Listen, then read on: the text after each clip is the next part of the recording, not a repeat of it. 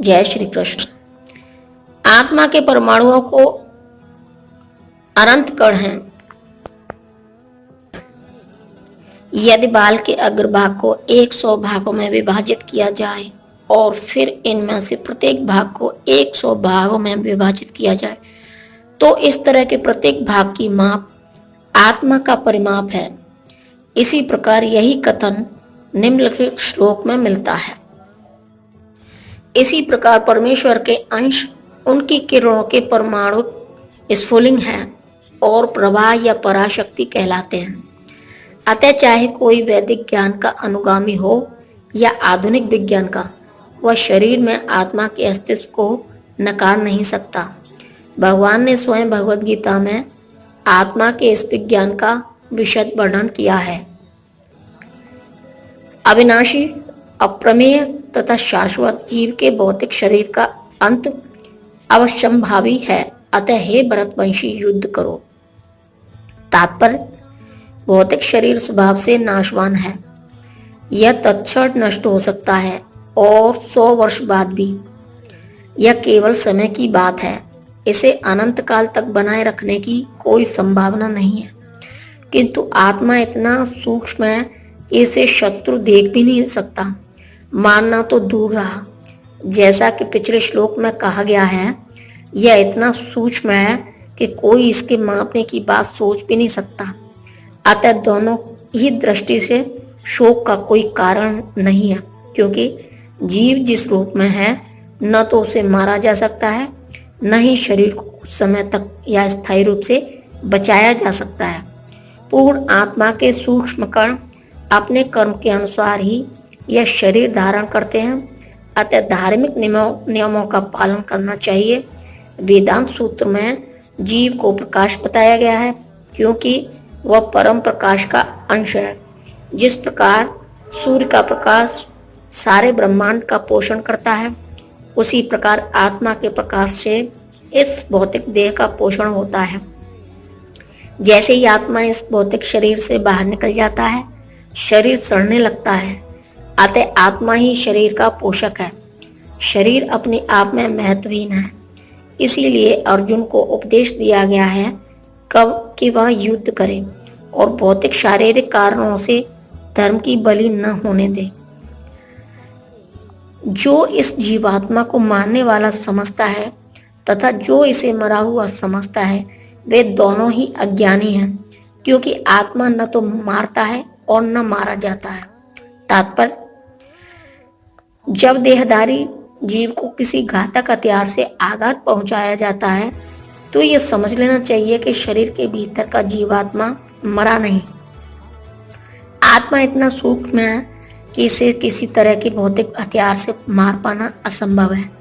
जैसा कि अगले श्लोकों से स्पष्ट हो जाएगा, न ही जीवात्मा अपने आध्यात्मिक स्वरूप के कारण बद्ध है, जिसे मारा जाता है या जिसे मरा हुआ समझा जाता है, वह केवल शरीर होता है।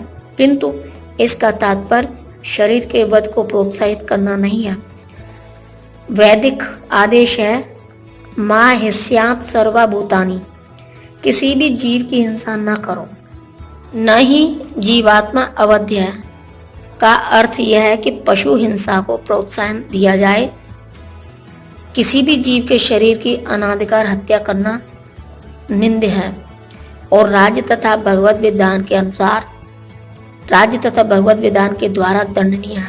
किंतु अर्जुन को तो धर्म के नियमानुसार मारने के लिए नियुक्त किया जा रहा था, किसी पागलपनवश नहीं। आत्मा के लिए किसी भी काल में न तो जन्म है न मृत्यु। वह न तो कभी जन्मा है, न जन्म लेता है और न जन्म लेगा। वह अजन्मा है, नित्य, शाश्वत तथा पुरातन है। शरीर के मारे जाने पर वह मारा नहीं जाता। तात्पर्य: गुणात्मक दृष्टि से परमात्मा का अणु अंश परम से अभिन्न है। वह शरीर की भांति विकारी नहीं है। कभी कभी आत्मा को स्थायी या कूटस्थ कहा जाता है। शरीर में 6 प्रकार के रूपांतर होते हैं। वह माता के गर्भ से जन्म लेता है, कुछ काल तक रहता है, बढ़ता है, कुछ परिणाम उत्पन्न करता है, धीरे धीरे क्षीण होता है और अंत में समाप्त हो जाता है। किंतु आत्मा में ऐसे परिवर्तन नहीं होते। आत्मा अजन्मा है, किंतु चूंकि वह भौतिक शरीर धारण करता है, अतः शरीर जन्म लेता है।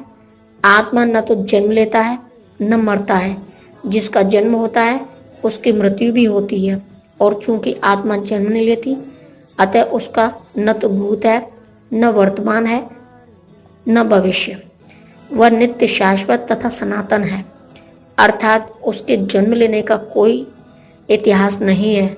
हम शरीर के प्रभाव में आकर आत्मा के जन्म मरण आदि का इतिहास खोजते हैं। आत्मा शरीर की तरह कभी भी वृद्ध नहीं होती, अतः तथा कथित वृद्ध पुरुष भी अपने में बाल्यकाल या युवावस्था जैसी अनुभूति पाता है। शरीर के परिवर्तनों का आत्मा पर कोई प्रभाव नहीं पड़ता। आत्मा वृक्ष या किसी अन्य भौतिक वस्तु की तरह क्षीण नहीं होता। आत्मा की कोई उपसृष्टि नहीं होती। शरीर की उपसृष्टि संतानें हैं और वे भी व्यष्टि आत्मा है, और शरीर के कारण वे किसी न किसी की संतानें प्रतीत होते हैं। शरीर की वृद्धि आत्मा की उपस्थिति के कारण होती है, किंतु आत्मा के न तो कोई उपवृष्टि है, न ही उसमें कोई परिवर्तन होता है। अतः आत्मा शरीर के 6 प्रकार के परिवर्तन से मुक्त है। कठोपनिषद में 1.2.18 इसी तरह का एक श्लोक आया है। न जायते म्रियते वा विपश्चिन् नायं कुस्तश्चिन् बभूव कश्चित् अजो नित्य शाश्वतोये पुराणो न हन्यन्ते हन्यमाने शरीरे। इस श्लोक का अर्थ तथा तात्पर्य भगवत गीता के श्लोक जैसा ही है, किंतु इस श्लोक में एक विशिष्ट शब्द विपक्षित का प्रयोग हुआ है, जिसका अर्थ है विद्वान या ज्ञानमय। जय श्री कृष्ण।